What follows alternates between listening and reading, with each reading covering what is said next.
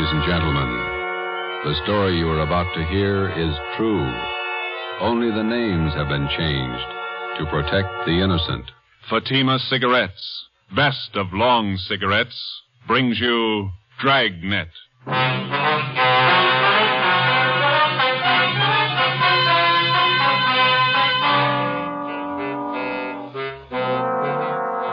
You're a detective sergeant. You're assigned to robbery detail. $8,000 worth of Chinese jade has been stolen. The criminal is vicious. His weapon, a handful of buckshot in a handkerchief. Your job, get him. If you want a long cigarette, smoke the best of long cigarettes. Smoke Fatima. Fatima is the long cigarette which contains the finest Turkish and domestic tobaccos superbly blended to make Fatima extra mild. And that's why Fatima has a much different, much better flavor and aroma than any other long cigarette. That's why Fatima is doubling and redoubling its smokers. So, if you want a long cigarette, smoke the best of all long cigarettes. Smoke Fatima. Dragnet, the documented drama of an actual crime. For the next 30 minutes, in cooperation with the Los Angeles Police Department, you will travel step by step on the side of the law through an actual case from official police files. From beginning to end, from crime to punishment, Dragnet is the story of your police force in action. It was Monday, December 1st. It was foggy in Los Angeles. We were working the day watch out of robbery detail. My partner's Ben Romero. The boss is Ed Backstrand, chief of detectives. My name's Friday. It was 7:15 p.m. when we got to the police academy, the banquet room. Where do we sit, Joe? Well, Lee Jones is holding a couple seats for us someplace. You see him? Oh, yeah. There he is up there. Well, look at him. Everybody's here. Yeah, ought to be. Hi, fellas. A couple of ringside seats. Thanks, Lee. Did you get it? Yeah, right here. Mind if I take a look at it? No, go ahead. How come you didn't get it wrapped as a gift? No time. A gift box would have been nice. No cotton, even? Beautiful watch. Radium dial? Yeah. Universal Geneva. A fine movement. He'll like it. Look on the back. Let's see. For Chief Ed Backstrand, a good cop, Detective Bureau. Not very good engraving. No time. I didn't think the old man really meant it. 26 years. You get tired after 26 years. You've been at it 25, Lee. Oh, don't look at me like that. I got a book to finish. 23 chapters. How many chapters you got, Fanny? 2. How long you been writing it? 2 years. Well, at that rate, we'll be stuck with you for another 21 years. If you're lucky. Excuse me, fellas. Gotta make a speech. All right, Lee. Remember that these are looks like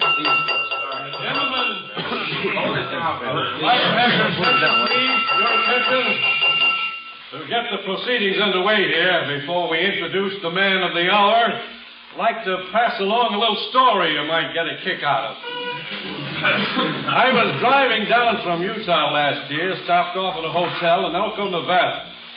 When I went up to register for my room, there was an Indian ahead of me. The clerk asked this Indian fella to sign his name, and the clerk handed him a pen. The Indian made an X on the book. The clerk looked at him for a minute and said, "Say, aren't you Chief Deerskin? Haven't I seen you in the movies?" The Indian nodded his head and looked a little upset. "Oh," he said. "Oh, we make a lot of movies in Hollywood." The clerk smiled and said, "A lot of people in Elko here like to get your autograph, Chief." Then the Indian grabbed the pen up again and he said, "Me no like a autograph hunters. Me no want to be bothered." Then he drew a circle around the X he made. The clerk said, "Why you do that, Chief?" The Indian said, "Me no use them right name." Oh, hey, Joe. Yeah, there's Rogers over there. He's motioning to Where? Oh, yeah, excuse me a minute, Ben. The chief who's retiring tonight. He's been using his right name for 26 years, and he's proud of it. And we're proud to have been associated. You want me, Rogers? A phone for you, Joe. You can take it on the extension After outside. 26 Thanks, Pete. years of service, he's retiring from the Los Angeles Police Department. We're going to miss it. Gentlemen, a fine officer, Chief Ed Backstrand. Where's the phone? Right over here. Thanks. Friday. Joe, this is Gonzalez. Yeah, Jess. Sorry to bother you, but Powers said I should call you. Yeah? I need some legwork. Something big? Pretty big, yeah. Too many loose ends. Pena and I can't pull them all in. When do you want us? As soon as you can get down here. That important, huh? A man may die, Joe.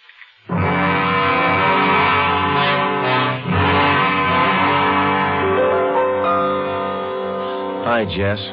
Got here as soon as we could. Sorry to pull you away. Hello, Romero. Gonzalez, what's up? Come on in here. All right. Here's a report. Not complete yet. Mm-hmm. Chinese fella. Name's George Kwan. He's a jeweler, gem cutter. Yeah. Jade expert. Knows as much about jade as anybody on the coast. Uh-huh. Says it happened at 5:30 today on Alvarado near the park. They weren't kidding, were they? They almost killed him. Yeah. Any idea what the weapon was, Jess? I'm not sure. Looks like some sort of blackjack, something homemade. Yeah. When they picked up Kwan, they found several buckshot pellets lying around and a man's handkerchief. Ray Pinker has the stuff over in the crime lab now. Where's Kwan? Have you talked to him? Got in a couple of questions down at Georgia Street while the doc was giving him sedatives.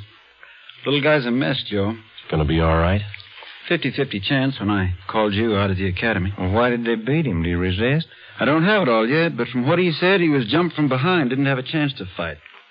Whoever it was kept beating him long after he was unconscious. What'd they take him for? A couple of pieces of jade, large ones, very rare. Mm-hmm. You got anything else? Yeah, we got a star witness, just one. Did you talk to him yet? Just did for an hour and a half. You want to crack at her? Are you having trouble with him? Yeah, little.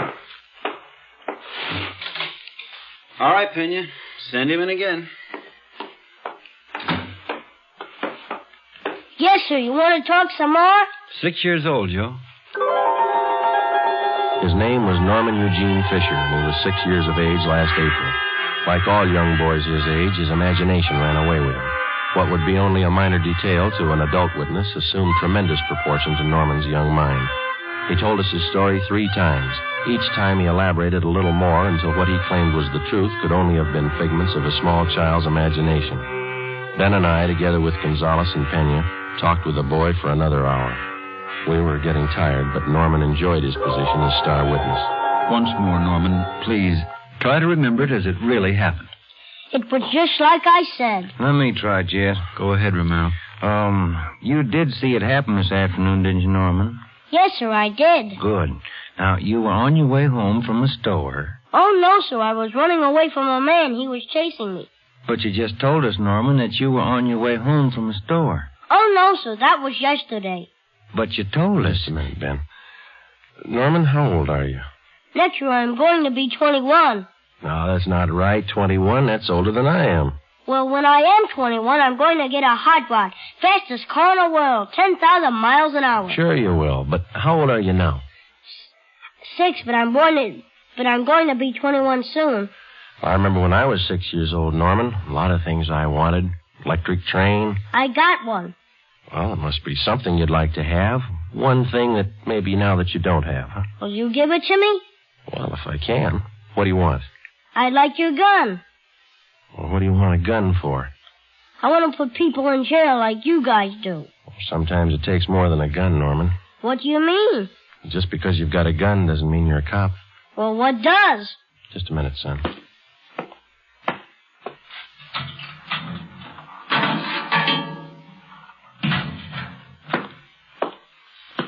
Here you go, Norman. A good cop uses this more than a gun. Gee. It's a real police badge. It's mine. Official? Official. Can I hold it? Go ahead. It's yours. When I wear this, I'm a real detective. Well, that's part of it. The other part is to tell us what you really saw today. Now, how about it, huh? There were 4 men, like I said, and they all had machine guns. Now, wait a minute, Norman. I thought you said you were a detective now. I am. Well, a good detective has to remember exactly what he sees, not something he makes up. It's not very scary that way. It's no use, Joe. He can't get his story straight. Oh, yes, I can. I'm a detective now, and I know what happened. All right, Norman, you tell us, huh? I was on my way home from the store. I saw this truck stop down the street. What did the truck look like? I don't know. It was a funny kind of truck. Had a wood back. You mean like a dump truck? Kinda, but it was a small truck. Old kind of car, like he took out the back part and put wood boards like a truck. You mean whoever owned the truck cut the back end out and made it look like a truck, huh? Yeah, that's the way it looked. Anyway, this truck stopped by this Chinese man, and the man got out, and the man started to hit this man. And the man fell on the sidewalk, and the man kept hitting him and hitting him as hard as anything. Well, what was he hitting him with? With his handkerchief? There he goes again. No, I don't know. How about that, Jess? Could tie in. Go on, Norman. Well, that's all I saw. No, I mean after the man hit him, what'd you do? Oh, well, he grabbed a bunch of stuff from this man's pocket, and he went into the truck and he speeded away. Norman, you're a good detective. I want you to think real hard now. Do you know what a license number is? Yeah. Good. Do you think you could remember the numbers on that truck? If I knew what they were, I could. In school, we're just having numbers now. I only know up to 7, but there were 2 7s in it. You're getting all this, Jess? Yeah, keep going. Norman, you've helped us a lot. Can you remember what the man on the truck looked like? He had a big head and he looked mean. All right, just one more thing now. Can you remember the color of that truck? It looked black, but the back part had black and white stripes. I don't know how you did it, Joe. Well, what do you think? How about it? Me too. All right, Norman. Your mother's waiting outside for you. You can go home now. You're a real detective. Can I wear my badge now? You bet you can.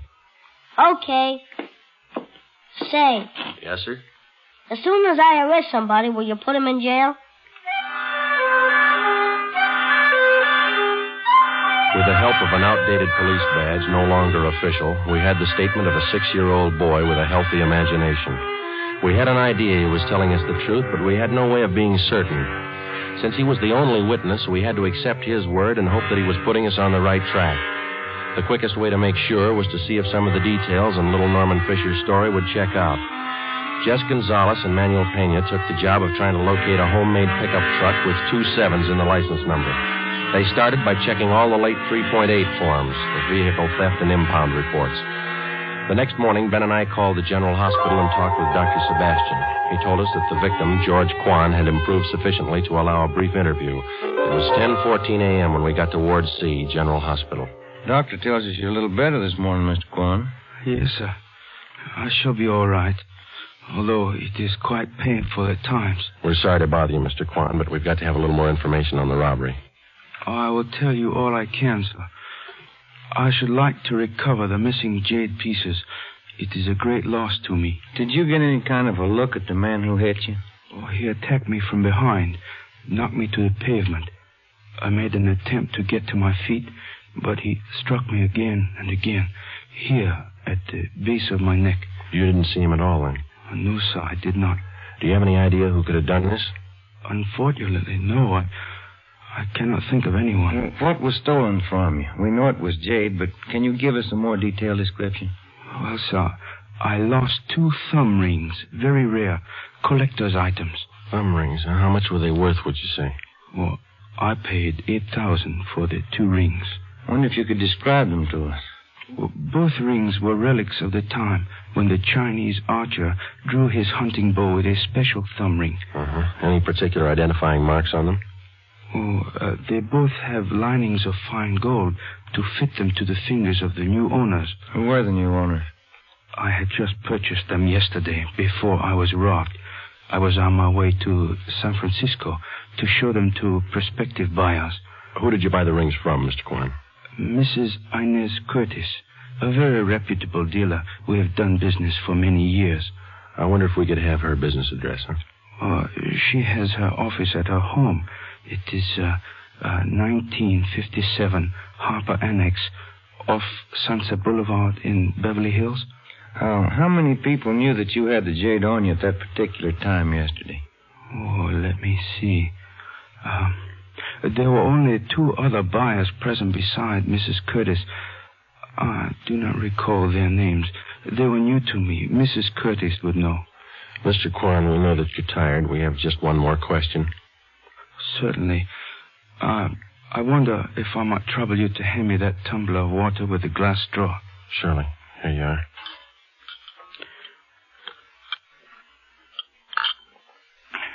Thank you very much. You're welcome. Now, those thumb rings, Mr. Kwan, would there be any practical disposition of them other than selling them as they are? Well, hardly, Sergeant. To anyone who really knows the value of jade, it would be unheard of to change them in any way. I see. Well, thank you, Mr. Kwan. We'll do our best. You know, Sergeant, we Chinese place a great sentimental value on our jade. We'll do everything we can to recover it. Thank you. May I tell you my favorite quotation on jade? Yes, sir. It is from the writings of Tong Jung Tso. He wrote, "The magic powers of heaven and earth always combine to form perfect result. So the pure essences of hill and water become solidified in precious jade." Ben and I drove out to 1957 Harper Annex, the residence of Mrs. Inez Curtis. There was no one at home. We left one of our cars. It was 12:22 p.m. when we got back to Central Division. Here's a phone message for you, Joe. What's it say? Call Jess Gonzalez. He's out the Wilshire Division. Okay, thanks, Ben.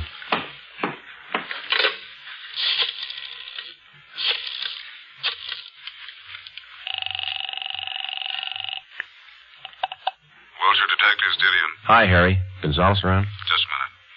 Take it on 3, Jess. Gonzalez. Friday, Jess. We got the truck and we got the driver. We'll be right out. Something else, Joe. Yeah? The kid was right. There were 2 7s in the license number.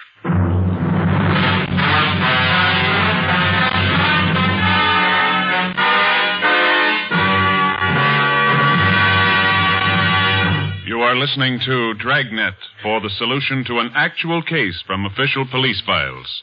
Now, here is a real solution to many of your Christmas shopping problems. If your friends smoke a long cigarette, give the best of long cigarettes, Fatima. Give Fatima for quality. The name Fatima has always stood for the best in cigarette quality. Give Fatima for flavor. Fatima has a much different, much better flavor and aroma than any other long cigarette. Give Fatima. They're extra mild. Yes, Fatima is the long cigarette which contains the finest Turkish and domestic tobaccos blended to make Fatima extra mild. Yes, extra mild. So give Fatima for Christmas in the attractive golden yellow carton. It's the long cigarette that has doubled and redoubled its smokers. More and more smokers every day agree Fatima is the best of all long cigarettes.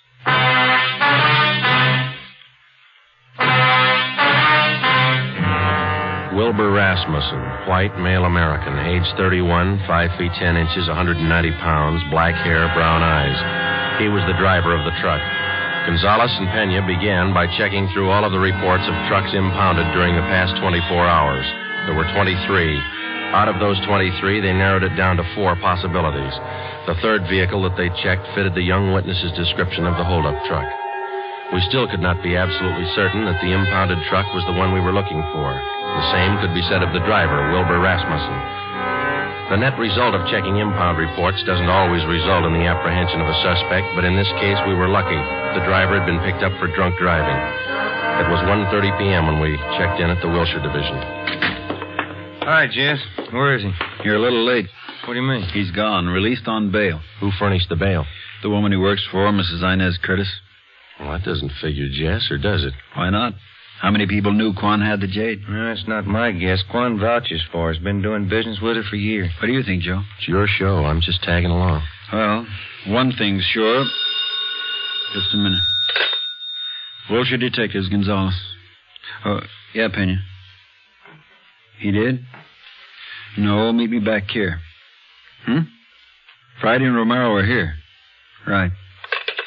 The Fisher kid just identified Rasmussen's picture. The identification of Wilbur Rasmussen by 6-year-old Norman Fisher was far from sufficient to take the case to court. We had to have evidence, lots of it. Rasmussen had been given a thorough shakedown, his apartment and the truck. There was no sign of the stolen jade rings. Gonzalez told us that the truck had come from the U-Drive truck rental on Figueroa Street.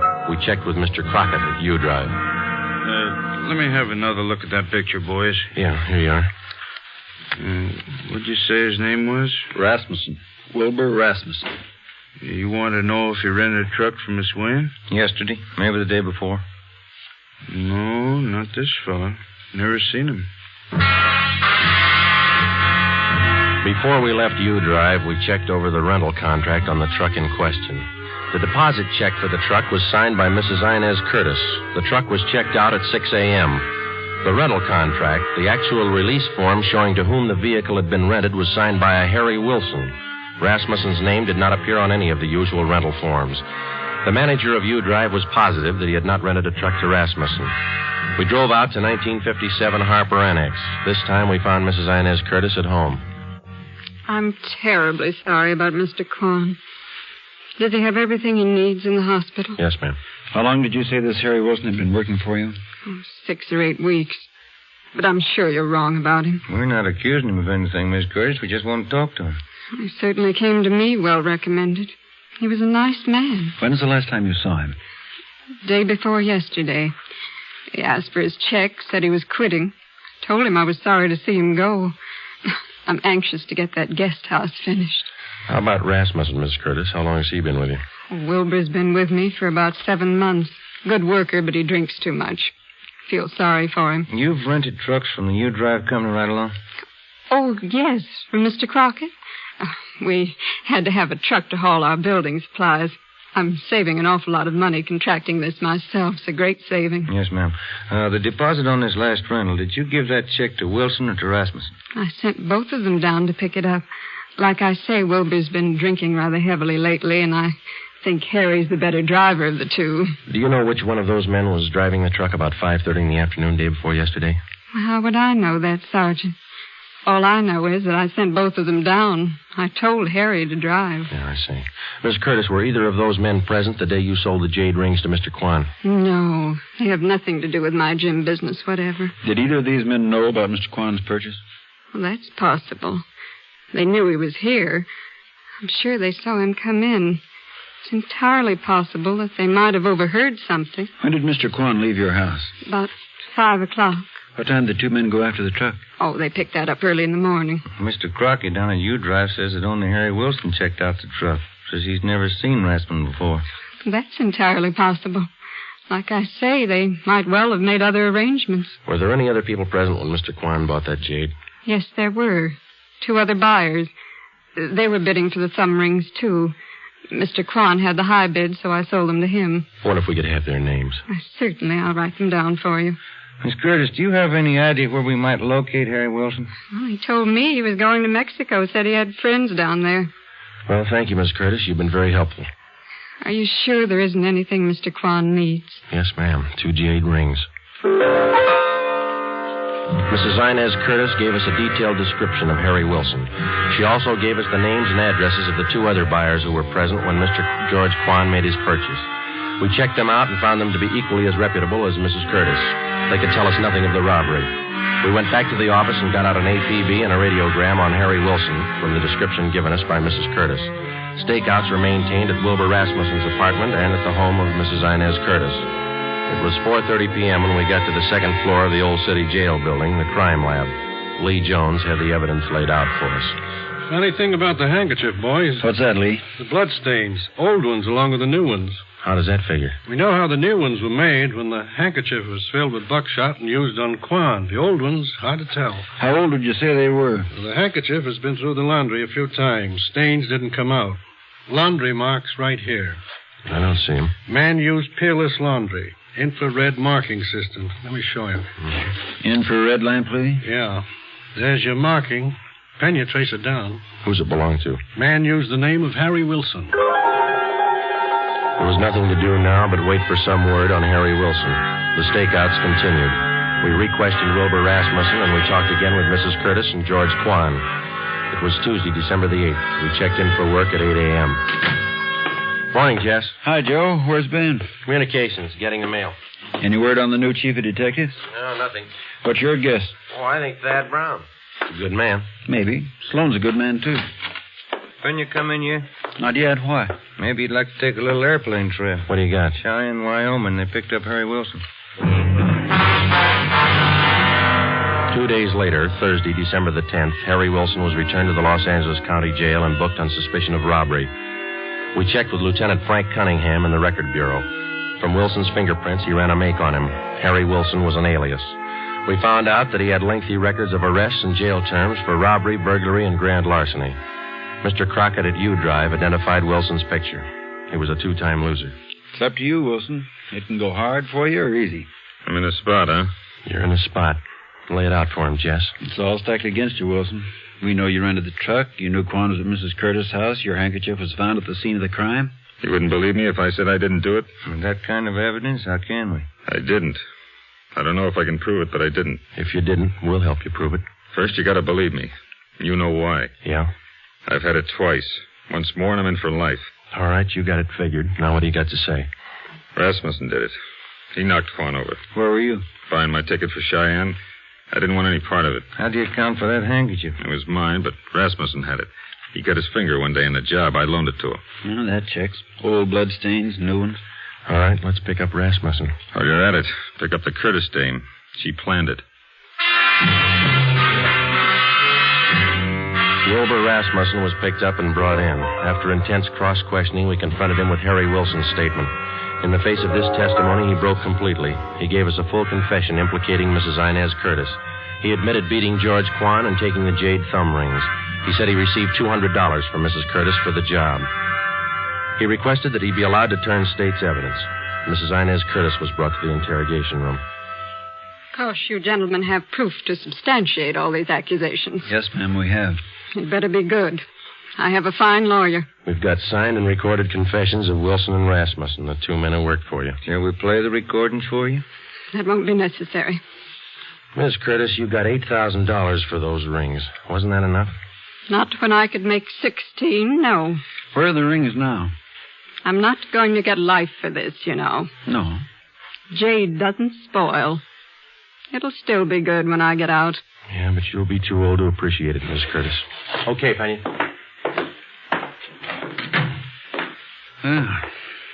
That was a funny one. Sure was. How about it? Did you figure it this way, Joe? You don't expect me to answer that, do you?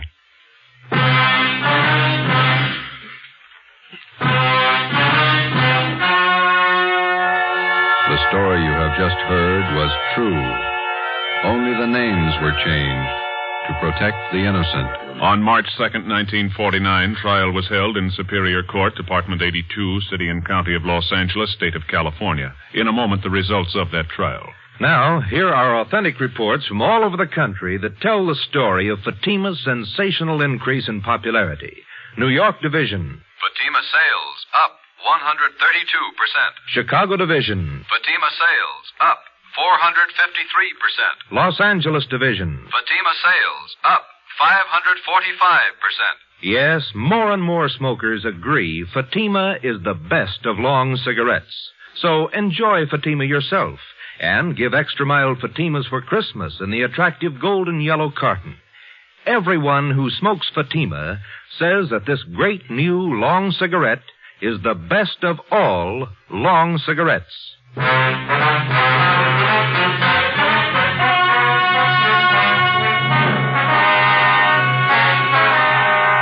Mrs. Inez Curtis was tried and convicted of robbery and conspiracy. She received the maximum sentence as prescribed by law.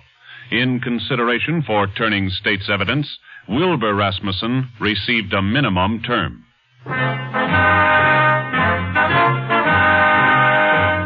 You have just heard Dragnet, a new series of authentic cases from official files. Technical advice for Dragnet comes from the Office of Acting Chief of Police, W.A. Wharton, Los Angeles Police Department. Dragnet honors the city of Knoxville, state of Tennessee, and the men who make up the Knoxville Police Department, another of America's great law enforcement agencies. One of these men, Sergeant Joe H. Roberts, director of the Knoxville City School Safety Patrols, who dedicates his life to making yours more secure. Fatima Cigarettes, the best of long cigarettes, has brought you Dragnet, portion transcribed from Los Angeles.